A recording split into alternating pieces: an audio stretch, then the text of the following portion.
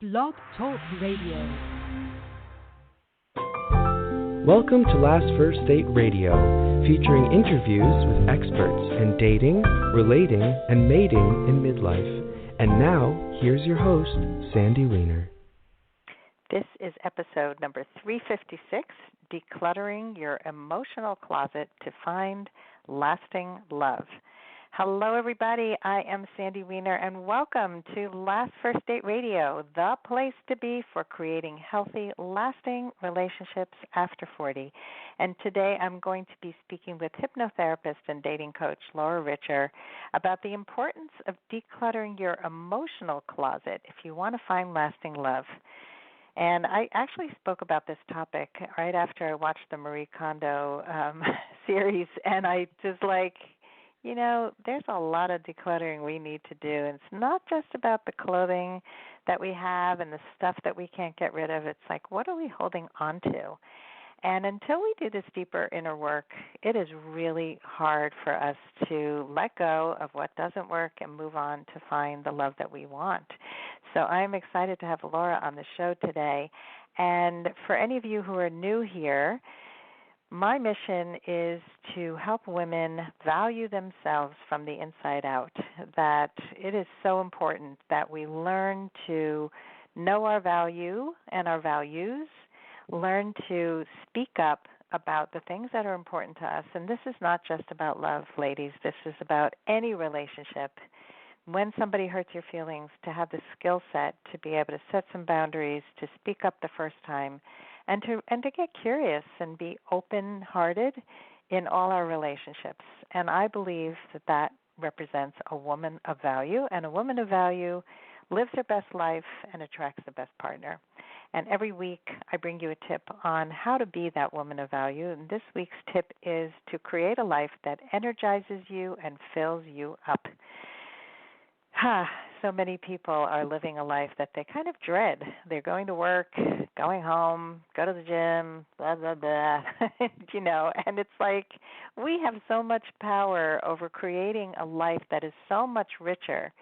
And that is the last name of our guest today. So I encourage you all to really create the life that fills you up and makes you happy. And think of one thing you can do today, whether if you really hate the work that you're doing, what can you do during your day to make yourself happier? There's always something that we can do to focus on gratitude, to fill our lives with stuff we do on the weekend or after work if we're not loving our jobs and we're not ready yet to leave them, or our relationships. But we have so much power over changing the life that we have so that it energizes us and fills us up. And now for our guest of the week, Laura Richer. She is a certified hypnotherapist, a dating coach, and the owner of Richer Healing in Seattle, Washington. She developed the Richer Love Program based on her dating experiences to help women build healthy self-esteem and support her clients to find the relationship that they want and deserve. She's also the host of the Laura Richer Show, which is heard on KKNW, which is a local station in Seattle, 11:50 a.m. in Seattle. On her show, she addresses the many challenges that many of her clients face, and she's featured prominent relationship authorities and authors on her show and has brought this insight to Richer Love. So welcome to the show, Laura. Hi, Sandy. Thank you so much for having me. I'm excited to be here. Oh, it's my pleasure. So let's talk about, we touched on it a little bit, why you got into this work. And so you say in the intro that it's based on your dating experiences. So tell us a little bit more about that. Yes, and so I actually didn't initially start in working in the dating arena. I was working in coaching and building confidence and self-esteem and issues around that with clients, but it all kind of lined up that I got divorced and started my coaching business right around the same time. So while I was working with clients, I was also dating and doing my own work as well. And I was single for about 5 years during that time and really found it to be a challenging experience. I'd actually never really dated before. I am in my 40s. I kind of missed online dating when I was younger. That wasn't really a popular thing. And then I was married for 10 years. And so When I started dating and kind of jumped into the online dating world, it was all new to me. And I feel like I made most of the mistakes that you can make. So as I went through this process and started to figure it out, I really wanted to share that with my clients who are single and dating as well, because what I realized is that it didn't have to be such a painful process. There were just a few tweaks I needed to make to actually have fun and eventually meet the person that I was looking for. So tell us how you met him and how long you've been with him. So we've been together for 3 years, and I met him when I was out with some friends one night. He had just actually bought a house in the neighborhood that I live in, so it seemed kind of all meant to be, and all came together pretty easily, which was interesting to me since the process prior to that had seemed so difficult. But the difference at that time, and this is a lot of what I work with clients on now, is that I was really clear about what I was looking for, about what my standards and expectations were in a partner, and I was also feeling so fantastic about my own life. I was really excited about the work I was doing. I was really grateful for all of the positive things I already had in my life. I wasn't focusing on a feeling of lack that somebody wasn't there yet or I was getting too old or any of those kinds of things. And once I got to that place, which really was a journey for me, it took a couple of years to do that work to get there, but it all fell in line pretty easily. So you touched on some important things, and one is you created a life that energized you and filled you up, like we talked about at the beginning of this episode. And exactly. Yeah, so it really does start with you, and it makes so it's not easy. Like I think a lot of people think you say, oh, I just did this work and it was fine, it was great, but it's not simple, but it is incredibly energizing and just changes and shifts who you are so that when you get there, when you're ready to pick out that partner, it just seems so much easier, right? Absolutely. And it was funny to me how easy it was since it had seemed so difficult when I was really in that struggle. I'm sure you work with clients who find themselves in that place. It's like, why isn't this happening already? And when you're in a place where it hurts, so it's hard to see why it's not falling in line. But once you do the work, which it can be difficult, but it's always worth it, it really comes together in such an amazing way. Totally. So let's talk about the topic of the day, about decluttering your emotional closet. Tell us what that means and why it's important to do before you start dating.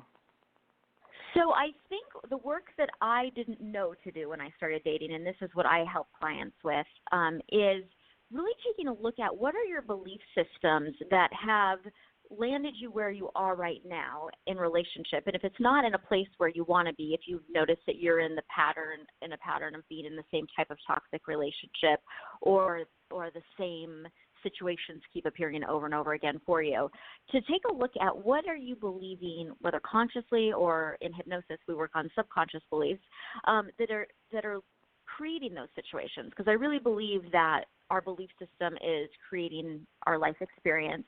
And so if we're creating things we don't want, we want to start to take a look at what are we believing that is moving us in a direction where we don't want to be. The other thing I think that it is important to is really make sure when you're cleaning out that old clutter that we've done the work to process and let go of past relationships and keep the stuff that's important, keep what we've learned from the relationship, but then let go of limiting beliefs, painful experiences. And a lot of times, and again, I was one of these people, I got divorced and I'm like, well, I'm done with that, I'm moving on. And I didn't really do the work to let go of all of the stuff that comes with ending a 10-year relationship. So, of course, I was finding myself not in the relationships I wanted to be in because I hadn't cleaned out the closet. Yeah, very, very important. So let's talk about the how a little bit here. So we have, let's talk about the belief systems. How do you help your clients to look at their belief systems? What kind of process is that?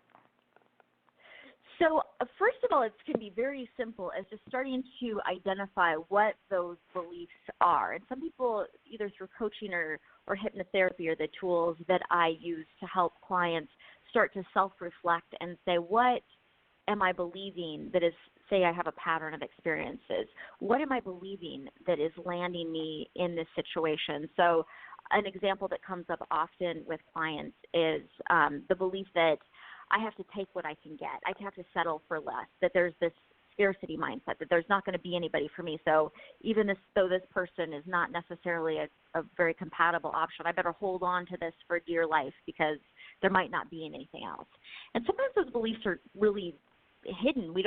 We're not really consciously thinking those, but they are swimming around in the subconscious or just kind of in the backdrop there, that are causing us to act in ways or accept things that don't work for us. So you can do that kind of work working with a coach or a hypnotherapist, any type of therapist, or just being by yourself and reflecting and looking at, unwanted patterns in your life and saying, what am I believing that is allowing these things to come into being? And I think it can be really easy to go, no, it's not what I believe, it's just happening randomly.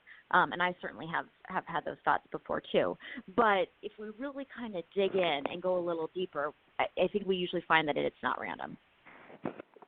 No, it's not random, and sometimes it's surprising, like, wow. I remember when a therapist once pointed out to me that my belief was men will always disappoint. And that I could totally trace it back to childhood and through all my significant relationships. And what happens is not only do we have that belief, but we can sometimes create that situation even with a person who won't disappoint because we subconsciously act in ways to push somebody away so that they will eventually disappoint.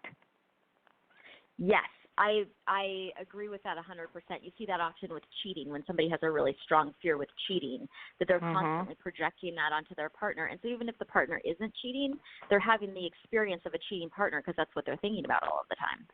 Absolutely. And I remember my daughter when she was in college, she had a boyfriend who had been cheated on, and he tended to be jealous and didn't like that she had male friends. And she just one day said to him, listen, I am not a cheater. I am not the one who cheated on you. And if you keep accusing me and being jealous and distrusting, you're going to push me away, which he eventually did. Exactly. And, as a hypnotherapist, I very much believe in the power of suggestion. And if you're constantly suggesting to someone they're going to cheat on you or they're going to disappoint you, you might actually talk them into it. Oh, yeah. Yeah. Well, so, you're making somebody turned off by your presence. If you're not trusting, you're not building trust. Yeah, good point. So let's talk about the other point you made about processing and letting go of past relationships and painful relationships. What do you see as, what do people hold on to? What kinds of things do they hold on to, and how can they let go? So I think that letting go is a very layered process. I think sometimes I don't know if we can do all of the work in one setting to just let it all go. I get pushback from clients who will say, I want to let this go, but how do I do it? And I think that it can be different for everybody. I think it's kind of similar in the belief that just identifying what you're holding on to, whether it was a certain way that you were treated or an experience you had, and noticing if you are just continuing to relive that experience and, again, bringing it into your new situation. So starting to become really not mindful about, I have this fear of being cheated on, for an example. How much am I projecting that into my future? So I think a lot of it is around awareness, just becoming aware of what you are holding on to, how you might be bringing that into your current situation. Sometimes our behaviors are really unconscious and we don't realize them without really taking the time to take a look at what is happening. So I think, again, the biggest piece of the process is identifying what is going on with you. Yeah, and that's why it's helpful to have a coach or a therapist and somebody to do the work with you because we often don't see it. Exactly. We have blind spots to our own stuff. Even as a therapist, I see a lot of stuff going on with other people, but in my own life, I can have those blind spots. So it is important to have somebody to work with. It's hard to see ourselves. It's almost impossible on some level. So do you have a story to share of someone who you've done this work with and what happened when they started to do the work? So I have a client actually that I'm working with right now who has made an amazing shift because she was so caught up. She was married to somebody for 25 years in a very unhealthy relationship. There was a lot of lying that was happening in that relationship. So she had started really invest in the belief that men will always lie to you. You can't trust anything that they're saying. And so she was she started dating again, and she was bringing this belief into all of her relationships.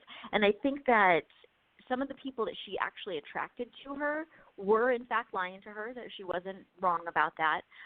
But because she was so focused on men who lie, I think that we can sometimes bring that into our experience. Our mind is always looking for proof of what we believe is true. So if I believe only men lie, I'm going to start to tune into the men who might lie to me. So that was part of it, but also that wasn't always true. The other part was that she was just repetitively questioning people and pushing them away because of her fear that was coming up. So when we first started to work together, we did a lot of work about letting go of some stuff that she had brought in from her past relationship, just beliefs around her. She was really blaming herself for not being able to know that her husband was lying for her. So she had become hyper vigilant, because she believed she was stupid for not recognizing it throughout the marriage. So we did some work around letting go of those fears, those beliefs that somehow she was the kind of person that would always be lied to, or that she had to be hyper vigilant for it, and really getting to a place where she could feel confident that even if somebody does lie to her, one, she's healthy and confident enough to identify the situation and move on, and so she doesn't have to constantly be questioning it. And two, that if she finds herself in a situation that doesn't work for her, that she's strong enough to leave it. And that was the other fear too, is I'm going to get myself involved in something and I'll be in it for another 25 years like I was before.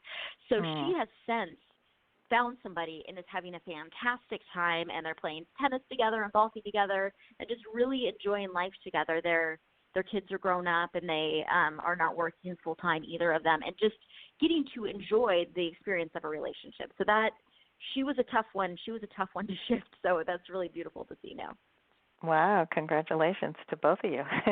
Yeah, it's exciting to really exciting. transform She's so like much that. Happier. Yeah. I can imagine. So I know you do hypnotherapy, and tell us how you use hypnotherapy in your work and how it supports your clients when they're dating.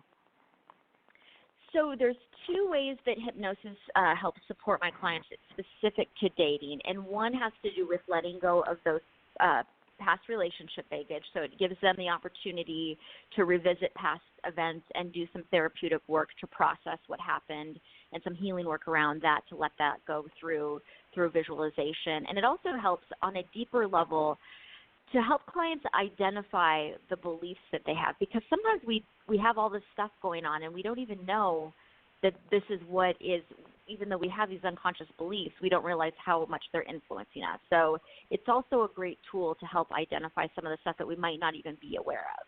And when you bring that information into your conscious awareness and you start to realize what some of your limiting beliefs are, it's not that you will never act on those again, but slowly you start to shift it, because you start to see what you're doing and you start to see how it's directly contributing to the result that you don't want.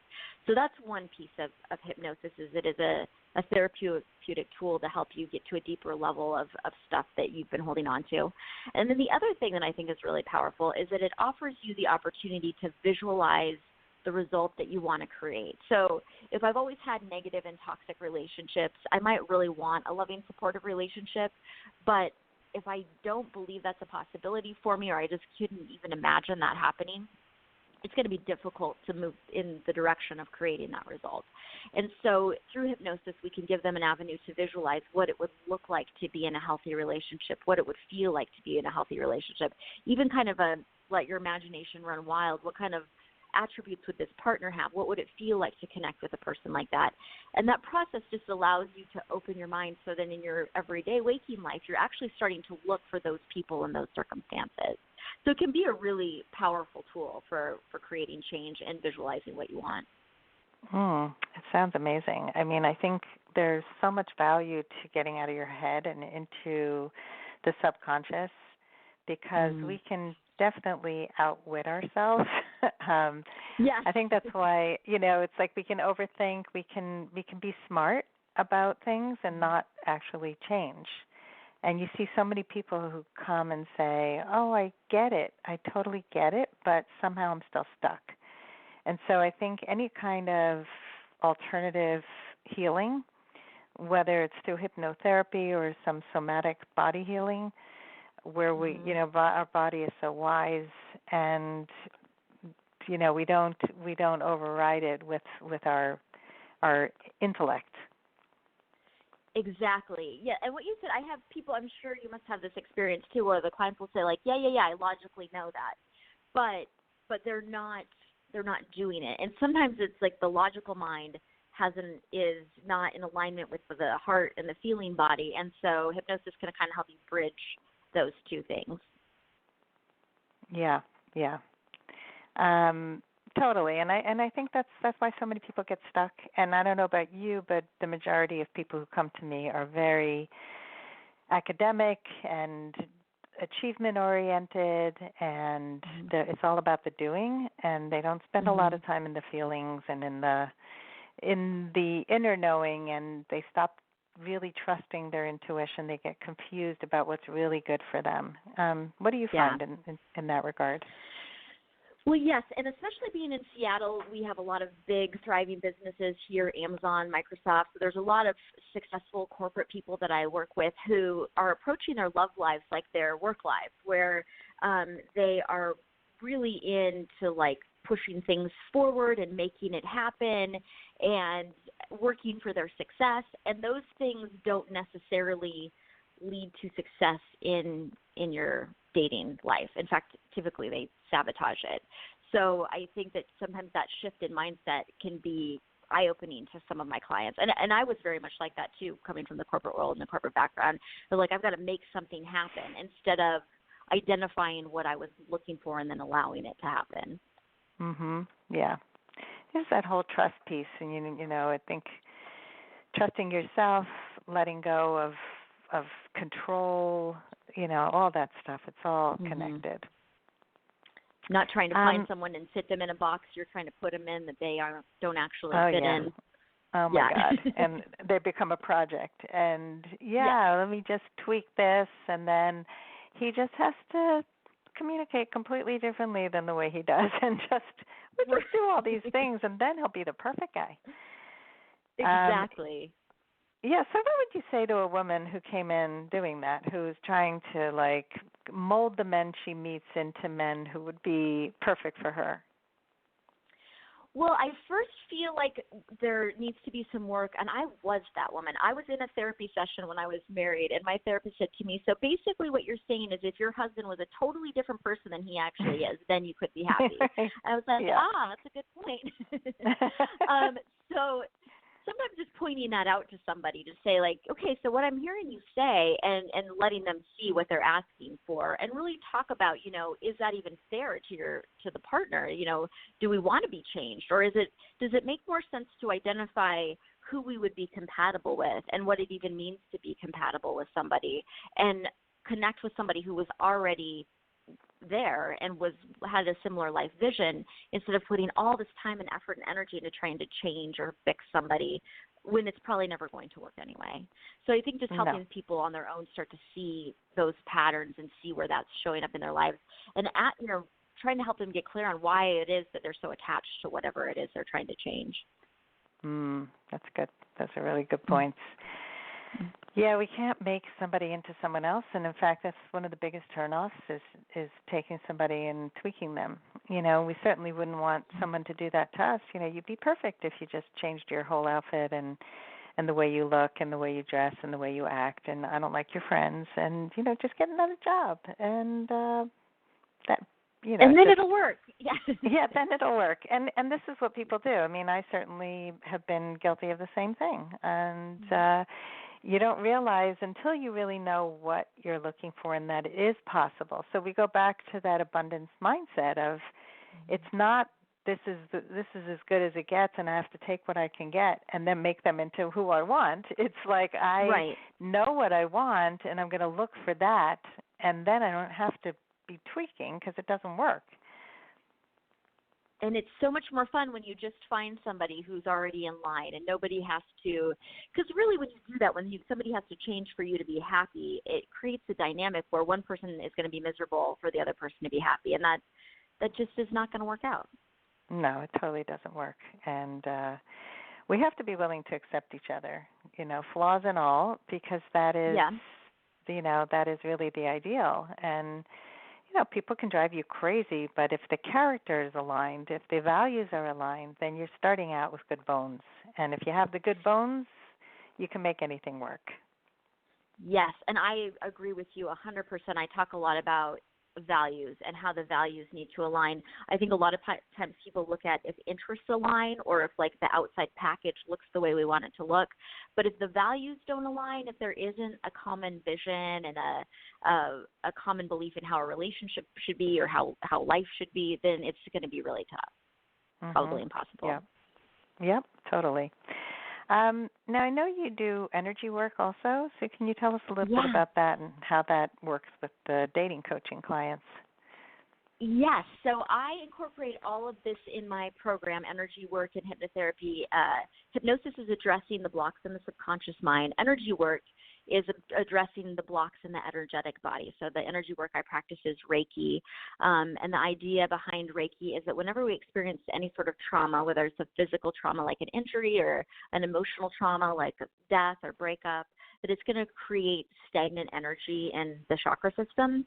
And so the practice of Reiki is to get that energy flowing again, so you're going to experience the most optimal health. So it functions in a similar way to acupuncture, like we're just trying to increase the energy flow in your body so that you aren't holding in your body any of those traumas either.